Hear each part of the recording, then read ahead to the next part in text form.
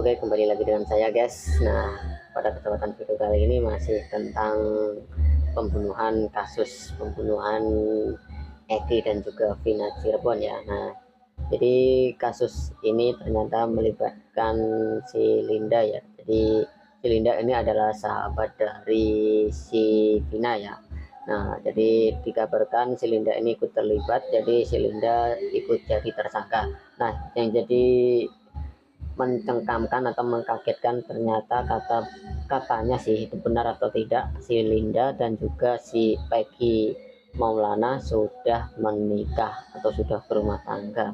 Nah oke, buat kalian yang belum subscribe jangan lupa subscribe dulu di channel saya. Buat kalian yang belum bergabung silahkan bergabung dan tinggalkan komen-komennya di bawah. Oke, langsung saja kita ke videonya.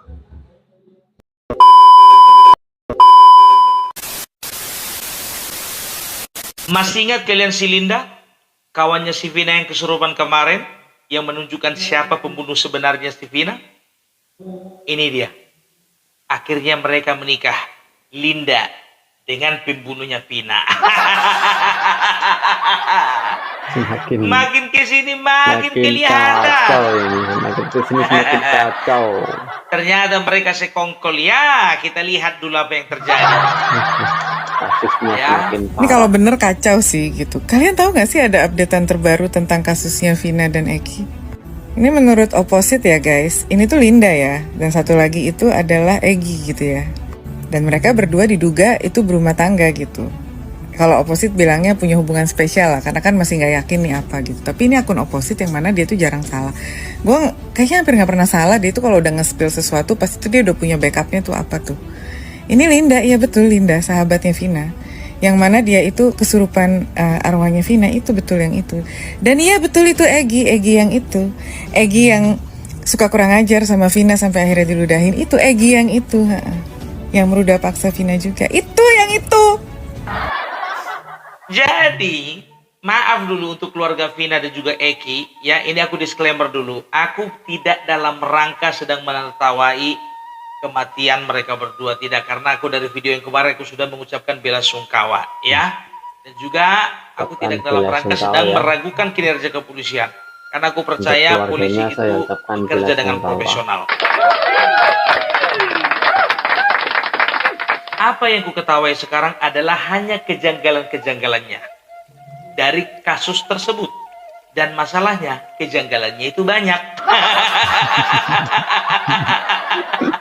Jadi ini perlu dibahas lagi. Kejanggalan yang pertama, banyak. Kejadian pembunuhan ini terjadi tahun 2016. Nah, sampai 2016 sekarang berarti 8 ya. tahun. Kok baru sekarang viral? Sampai sekarang 2024 baru Apa viral. karena sudah difilmkan? Ini takut nanti kasus Sambo ini ya. Kalau sempat ini tersembunyi, ini memang harus difilmkan kian ini.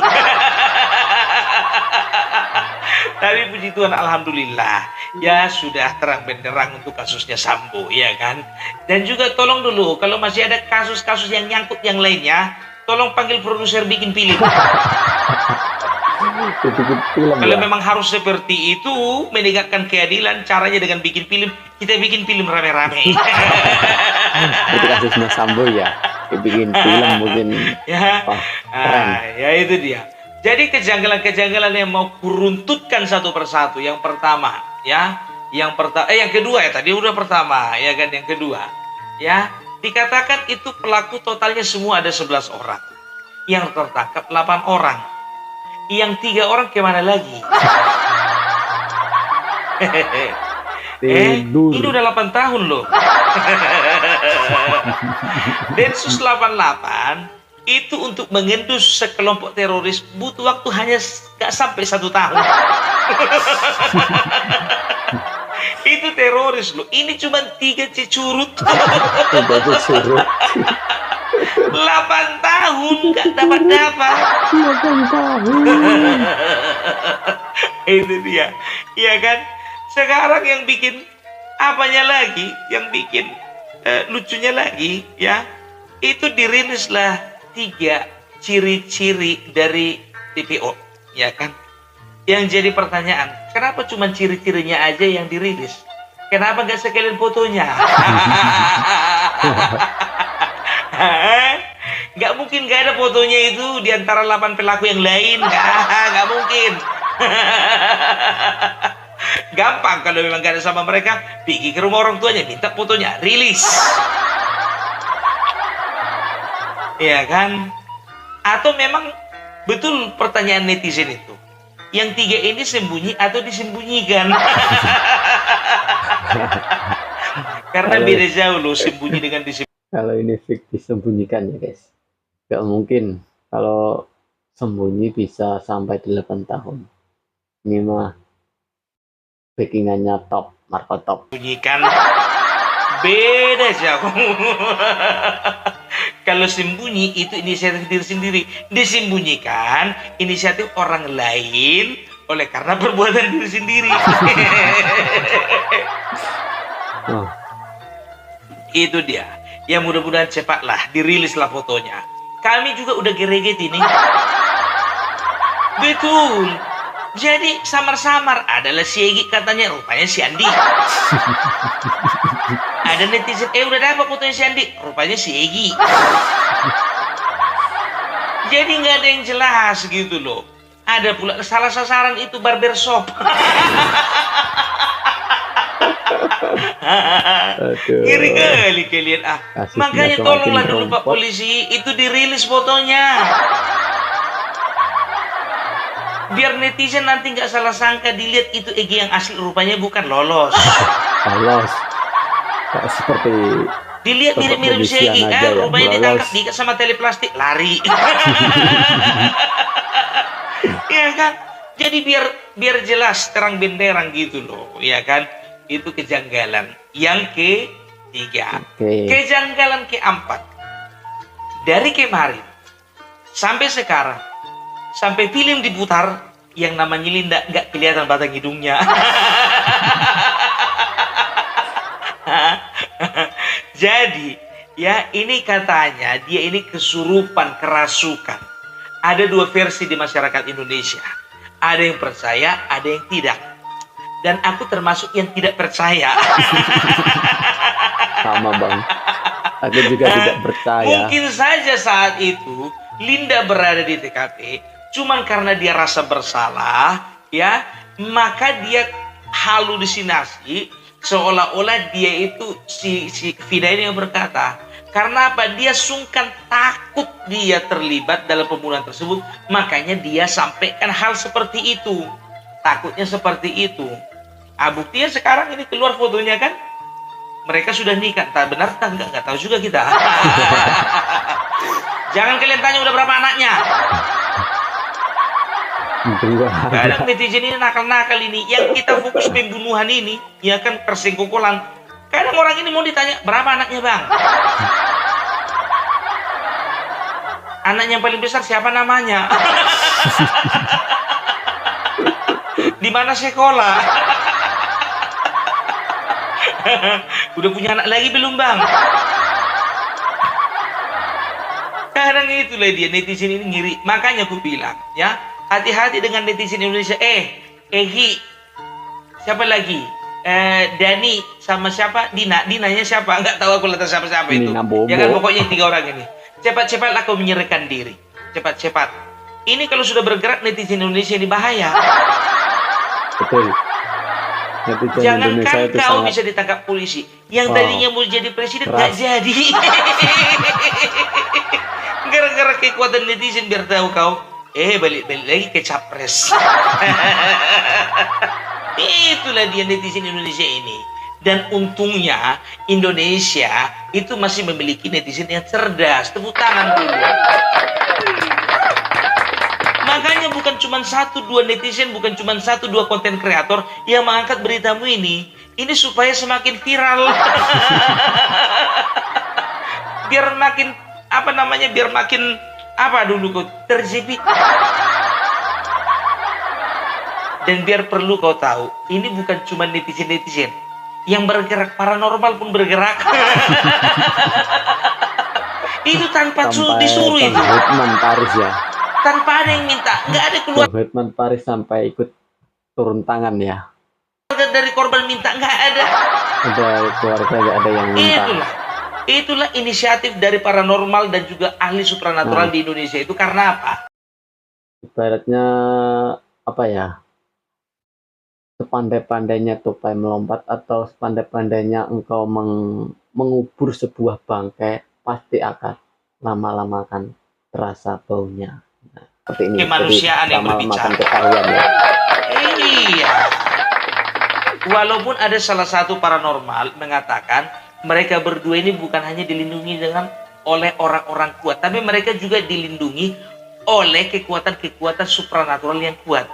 Aku nggak tahu, entah kekuatan yang melindungi kalian itu yang kuat, atau ilmu kawan ini aja yang kurang jago. Makanya nggak sanggup minerawang. Nggak tahu lagu itu ya, karena aku nggak bergerak di bidang itu. Karena aku bergerak di bidang flora dan fauna. Itu dia, ya kan? Dan juga sekarang, kalau sempat si Linda ini, ya, memang betul-betul merekayasa kesurupan itu, ya, berarti Indonesia sudah kena prank satu negara. Bisa saja, bisa saja. Segala kemungkinan bisa terjadi. Karena di satu agama meyakini adanya kesurupan dan adanya hantu atau roh yang masuk ke tubuh seseorang. Tapi ada agama yang tertentu juga yang tidak mempercayai hal itu. Makanya hal-hal seperti itu belum bisa dimasukkan menjadi kesaksian di dalam persidangan. Tidak bisa, karena apa? Tidak saintifik atau tidak ilmiah. Itu dia, ya kan? Baru berikutnya, ya, kejanggalan berikutnya. Ya, itu kan 3 orang DPO sudah diketahui siapa data-datanya. Kenapa tidak diwawancara aja keluarganya? Diwawancara dong. Iya kan? Apa kebiasaan mereka? Ya. Apa-apa saja, kenapa mereka menjadi terlibat dalam apa itu, dalam tindakan pembunuhan itu, ya kan? Jangan nanti netizen ini sudah mulai kritis ini. Kami ini sudah berpikir, ini 3 orang ini betul-betul ada atau enggak ya? Iya, ya, jadi dikatakan kata ini rekayasa kasus, bisa jadi, ya. Dibilang rekayasa bisa jadi, kalau dibilang nggak rekayasa atau ini adalah kejadian sebenarnya bisa juga jadi, kan begitu. Makanya ini berita sangat kompleks gitu, kasus ini sangat kompleks. Makanya ini menarik perhatian dari para netizen dan juga konten kreator, gitu loh. Nah. Apalagi banyak beredar, ya, fotonya si Egy, fotonya si ini, fotonya si ini, fotonya si ini. Sampai tukang pangkas pun juga yang lagi asik memangkas itu jadi korban. Dicocok-cocokkan foto sama salah satu tersangka.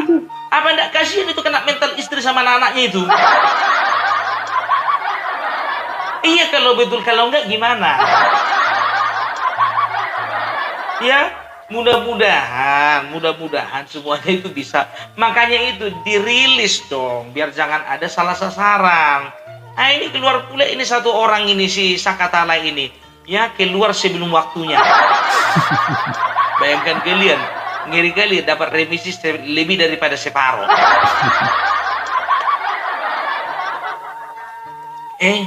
Dapat remisi dia. Luar biasa itu kan. Tapi itulah, kita percayakan semuanya kepada kepolisian dan kejaksaan supaya kasus ini boleh semakin hari semakin kelihatan gitu ya, kelihatan kebenarannya. Ya, terima kasih juga untuk pihak-pihak yang sudah membantu. Untuk Mbak Hotman Paris, kalau sudah turun Mbak Hotman Paris UTPA, ini biasanya ini segala sesuatunya akan terbuka lebar. Kok ketawa aku? Harusnya tepuk tangan dong. Iya, ya. Maju terus Bang Hotman, walaupun ada satu pengacara yang nyinyirin kau. Musuhnya ya. Ya udahlah, biarkan aja lah itu ya. Itu aku hanya mengutarakan isi hatiku mengenai kejanggalan-kejanggalan yang ada, ya. Dan juga ini jangan sampai masyarakat nanti berkata, ini film ini Ini berarti bisnis ini. Nah, bagaimana mengangkat film ini supaya laris? Dibikinlah kasus-kasus ini supaya mencuat ke permukaan. Setelah itu nanti produsernya itu bagi-bagilah sama pemain dan juga sama keluarga. Gitu ya, biasalah. Jadi untuk keluarga ya nggak usah dengarkan kata-kata itu, karena keluarga ada yang bikin video seperti itu. Ini mana ini pembuat videonya ini? Maunya dikasihlah juga sama si santunan sama keluarga si Vina. Aku setuju sekali ya. Jadi yakin dan percayalah, selama netizen Indonesia bersatu bergandengan tangan ya, kami akan mendukung tegaknya keadilan. Ya, kami netizen Indonesia dan juga para konten kreator tidak akan membuat sesuatu hal yang memperkeruh suasana, tidak. Dan kami percaya kinerja polisi pasti profesional. Tepuk tangan dulu. Iya. Oke, jadi kalaupun ada 1-2 yang melenceng, itu hanyalah oknum ya, oknum. Jangan terlalu diperdalam. Oke? Sekian dulu dan terima kasih. Ini tanggapan dari Opung Parbella.